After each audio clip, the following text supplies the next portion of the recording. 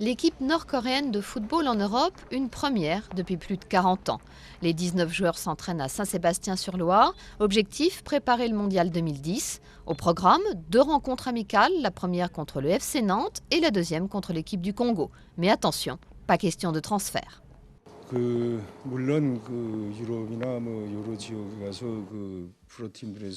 C'est vrai que dans l'équipe, certains joueurs ont le potentiel pour évoluer dans des grands clubs à l'étranger.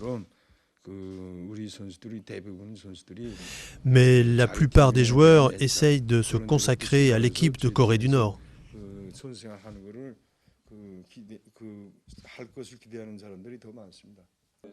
Pour les Nord-Coréens, peu habitués à quitter leur pays, c'est aussi l'occasion de se divertir, comme ici au cinéma de Saint-Sébastien, où ils ont suivi l'épopée de leurs aînés au Mondial 66 en Angleterre.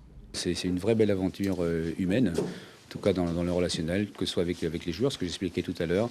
Ils viennent vers nous, donc ils cherchent quelque part ce contact et on le sent bien, on le sent dans les regards, on le sent dans les attitudes tout simplement. Et puis beaucoup de courtoisie, beaucoup d'égards, beaucoup de réserve. Pas question de parler politique avec les joueurs, pourtant ce voyage est aussi une étape diplomatique importante dans l'histoire des relations entre la France et la Corée du Nord. Je pense franchement qu'il n'y a pas de raison que les deux pays ne pourraient pas avoir des relations officielles. Mais quel genre de relations on pourrait établir au-delà des relations diplomatiques? Oui, mais vous connaissez très bien, la France est le seul pays de l'Union européenne qui n'a pas encore de relations diplomatiques avec notre pays, donc c'est dans ce sens que je parle. Mais loin de la politique, l'objectif des joueurs, c'est bien le mondial de l'année prochaine. La Corée du Nord est d'ores et déjà qualifiée pour la Coupe du Monde organisée en Afrique du Sud.